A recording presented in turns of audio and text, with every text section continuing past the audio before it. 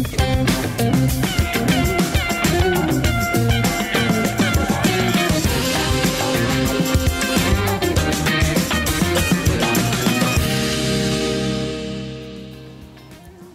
and good evening. I'm Melissa Idris. And I'm Sharad Kuttan. Welcome to Consider This, the show where we want you to consider and then reconsider what you know of the news of the day. Now let's start the show on a positive note. Today is Malaysia's best day, according to our Director General of Health, Dr. Nur Hisham Abdullah. Malaysia recorded only 69 new Covid-19 infections today, and that is the second time this week that the daily increase was below 100 cases. And speaking of the Director General of Health, a letter to him by 9-year-old Lara Khatijah McAfee from Terengganu has gone viral on social media. In that letter, she thanked the Director General for all his hard work and gifted him a loom band, which is a kind of rubber woven bracelet, to which the Director General replied with a thank you note that he signed from your new friend, Dr. Hisham. It warmed a lot of people's hearts. Sharad, did you catch a glimpse of these letters? I did indeed, and because that follows, the cures that he and other doctors around the world, namely those leading the fight in their nations to battle the pandemic, who've earned praise.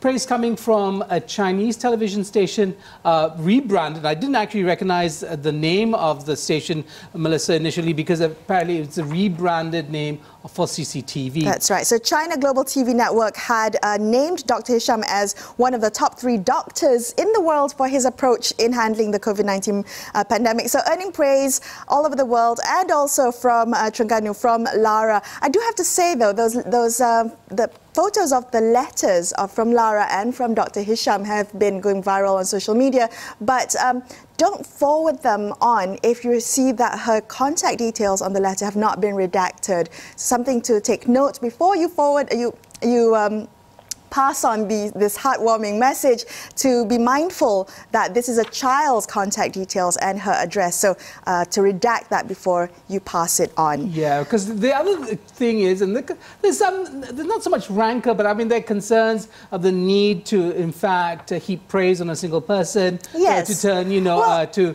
turn the Director General into some sort of hero.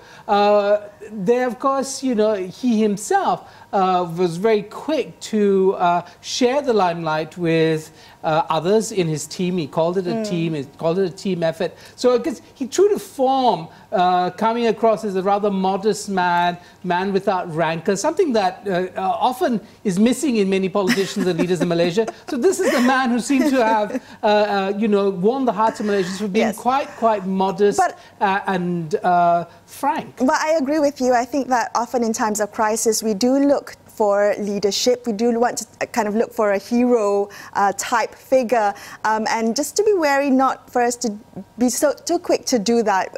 Sometimes in times of confusion and crisis, we want to simplify things in the story that we tell ourselves. We want the heroes and the villains, just to be mindful not to do that, because of course never place anyone on a pedestal, because they will always fall short. Yeah, and nobody's infallible. That's and I think what is very true about the situation, as we see globally, Melissa, so many different strategies have emerged with mixed results. Right. And what we need is a robust discussion of what is peculiar to the Malaysian situation, what would work in the Malaysian situation, and that actually requires differences of opinion. Sure. So if you make somebody a hero, you might actually not want to criticize them. That is not good at the end of the day. All right. Well, in other news now, concerns have been raised over Malaysia's decision to turn back a boat carrying about 200 Muslim Rohingya refugees, including children, that was attempting to enter the country illegally. Now, this comes after another report yesterday that at least 24 Rohingya died at sea after their boat failed to reach Malaysia. Authorities in Bangladesh said they rescued some 400 Rohingya from the vessel, which had been adrift for weeks.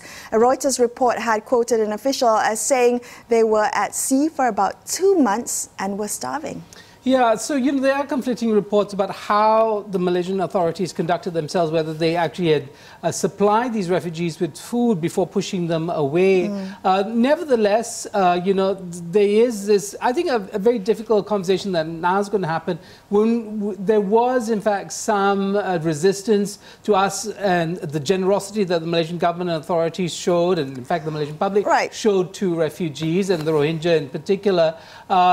Those now will be also looking at the question of disease. And so, again, this will become a spectre that puts fear in Malaysians and makes them put aside their more humanitarian impulses. On that note, Sharad, now, exactly, that there was fears that this group might bring COVID into the country, but UNHCR had said media reports that the group that may be infected with the virus have not yet been substantiated. So we don't know for now whether it was the right move to turn them away. And of course, COVID's already in the country, so it's not a question of these people bringing it anew and somehow that we were or in a pristine state. So again, a lot of confusion as to what we ought to do, and especially with regard to our borders. And when we think about the world as MCO winds down and the success of our local strategies work, what will be our relationship to the rest of the world and our borders? And whether there are limits to our humanitarianism, right?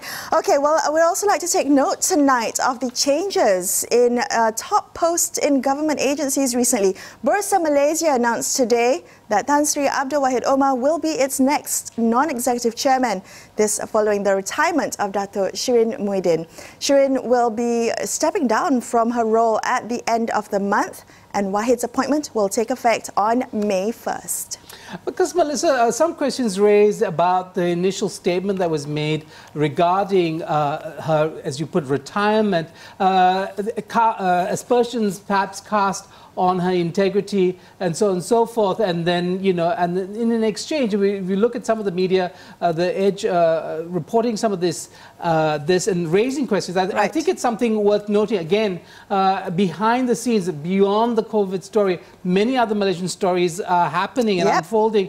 You can't lose sight of them. I have to say, though, that there's been a debate or questions raised surrounding the appointment of Wahid as Bursa chair. Critics have pointed out that Wahid was part of the 7-member investment panel of KWAP Akuap that actually approved the 2 billion ringgit loan to SRC International. And now, again, the same critics are raising concerns about perhaps Wahid's fortitude under political pressure, particularly because now he oversees the regulator of Malaysia's public companies, many of which are government-linked. So, again, the question is whether he is the right man for the job, whether we have a talent pool in Malaysia sufficient to ensure that these top posts are led by the people who are most capable. Yeah, but it does seem like a revolving door on a cast of a rather limited cast of individuals at that